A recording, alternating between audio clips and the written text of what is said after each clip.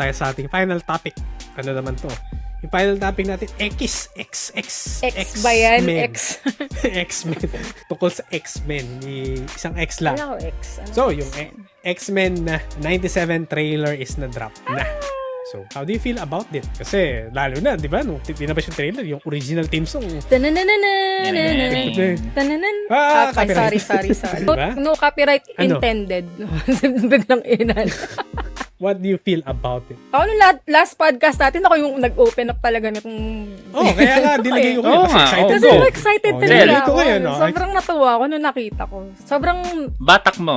bata ko. Sobrang nostalgic talaga. Parang, basta, Na-miss mo? Oo naman. Na-miss mo? Sobrang, Na-miss mo si Beast. tsaka gusto ko yung Kabataan art to, no? na, niretain nila yung art nung old school na, na X-Men. So, natuwa ako. I'm not sure dun sa plot nung magiging story. Kasi nga, nagulat ako dun, patay na si Professor X based dun sa trailer na nakita ko. I'm not sure kung ano yung mangyayari. So, pero na-excite ako. Basta natuwa ako. Kayo ba guys? Ano bang... Alam niyo ba yung yung anime, yung meron silang unreleased pilot episode Alam niyo ba yun? Hindi ko alam yung title Pride of X-Men ba or something. Yun yung parang ginamit nilang blueprint para doon sa X-Men 97 na yung kabataan natin. Ang animator niya is Toei Animation. Okay. Yeah, yung One Piece. Ano ba yan? I'll check that. Dragon Ball. Yeah. Dragon Ball. Yun. Sila tumira nung parang unreleased episode nung parang concept nung X-Men 97. So, pwede mo masabing anime si anime. Kaya maganda yung art style niya. Ikaw, Sides, Actually, hindi ko pa nakikita yung trailer. What the fuck? Hindi ko pa nakikita yung trailer. Promise. Hindi ko pa nakikita. Share ko nga Who mamaya. are you? Parang hindi si Hindi ko Site tong nakikita. kausap natin.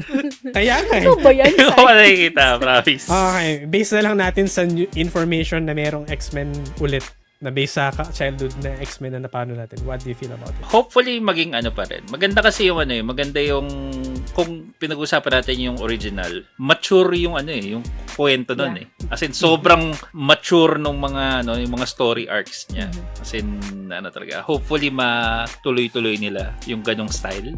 Merong scene, naalala ko, si Xavier, kalaban niya si Magneto, and then matatapos Alam si ko yan. Magneto. Alam ko yan. Pero project Holocaust wave! Holocaust.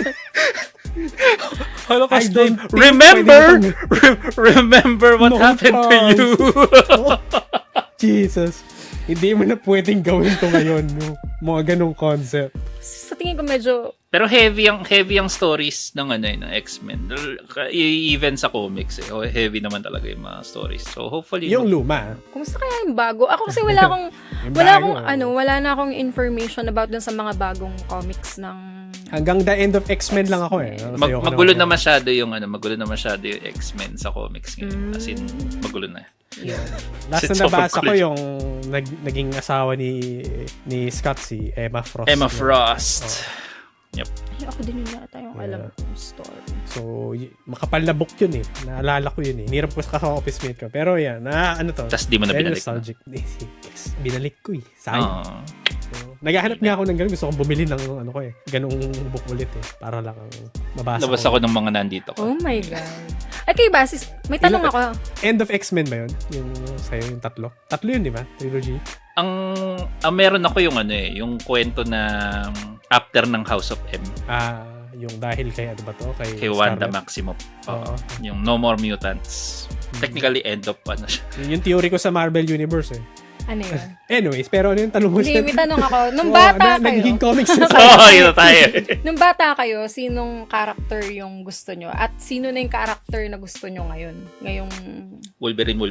Gambit. Wolverine. Sagot ko Nilaro sa na ako ni dalawang Gambit question Ako nung bata ako, dalawa yung gustong gusto ko nun. Pares kami ni Zero. Si Gambit ako, tsaka si Storm nun. Tapos nung lumaki na ako, Si Remy Levy. si Wolverine, tsaka si, anong pangalan nito? Yung yung nagpapalit ng skin. Mystic. Si Babae Toad. lalaki. Si Toad. Si Toad. Hindi, yung anak niya. Si, Nightcrawler. Nightcrawler. Di ba? ang ganda din nung episode na yun. Yung si Nightcrawler po siya, may Bible na hawak si Wolverine. Tapos nandun siya sa... Iba yung tama. Maganda yung nung- ano nila, maganda yung Pero luma. para sa akin yan yung isa sa mga masasuggest ko sa mga teens na dapat nilang subaybayan. I mean, iba yung story ng hindi siya yung tipong parang ano lang, basta-bastang story. Hindi pa bata yung Kaya isipin mo teens, eh. what I mean is teens. Tapos pinapalabas siya Friday ng alas 7 bago mag Power Rangers. Hindi. Sabado Friday. ng umaga, di ba? Friday. Ay, okay. Yes, Friday. Magkasunod sila X-Men tas Power Rangers. May kwento din yan eh. Yung Power Rangers na yan later eh. Pero... hindi. May connection sila. Hindi dahil sa... Akala ko sasabihin ko yung Ah. lore. Hindi. Ayoko So, okay, masaya tayong lahat sa sa announcement nilang to. So, according sa sa Screen Rant, yung X-Men 97, basically yun revival siya nung classic na 90s yung pinanood natin, nung kabataan natin. So, continuation siya, basically yun sabi ni Shell kanina, spoiler, namatay na si Xavier. dun Sa trailer pinakita yun eh. Spoiler po, siya po. Spoiler. Hindi ka man lang Sorry, nag-spoiler warning. Spoiler alert. Late spoiler So, alert warning. in writing, in yung concept niya, I think it sounds great, to be honest, kasi medyo nostalgic to eh.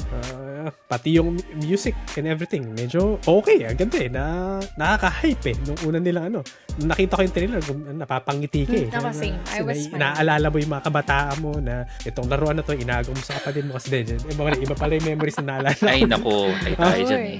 God. Yeah, that's all the topics we have. Go sides. Dali. Pala, di pa ako naka-ready. Sorry. Ayun, so, yun. That's all the topics that we have for today. Kung meron kayong mga topic suggestions, feel free to leave comments or reach out to us. Sabihan nyo kami para check namin kung ma-research namin siya.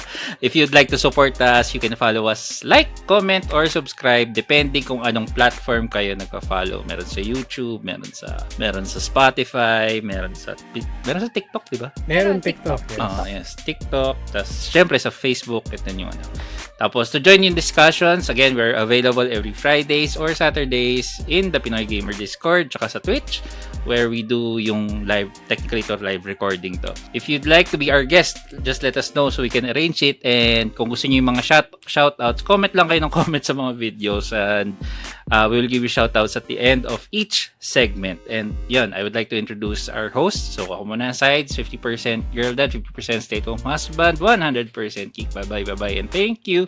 Next, Yes, Shell. again, I'm Pearly Chell, your correspondent from Pinoy Gamer. Single pa rin ngayon 2024 and ready to mingle. Please support us on all the platforms. And thank you din sa mga nasa Facebook Live ko. Hi sa mga viewers na nandyan. Thank you so much for supporting. Please continue supporting us. Ayun, please do follow me as well sa Twitch. Check Pearly Chell. Yes, and then salamat nga pala dun sa mga nanood tsaka sa nag-follow. Dun sa kakapalo na si Jay Intappers. Thank you. Si Thank Tatters you. pala to. And then salamat kay Busako. Salamat sa pang-asar kay Shell. And then salamat din kay Nier sa pang-asar din kay Shell. Ah. So basically may pattern. So, alam Bakit na ganyan kagad. kayo? Alam yung focus. Oo. And then ako nga pala si Zero. Thanks for joining in. No? And then shoutout nga pala kay Potpot. Yun na. Pot. Bye-bye. Bye, guys!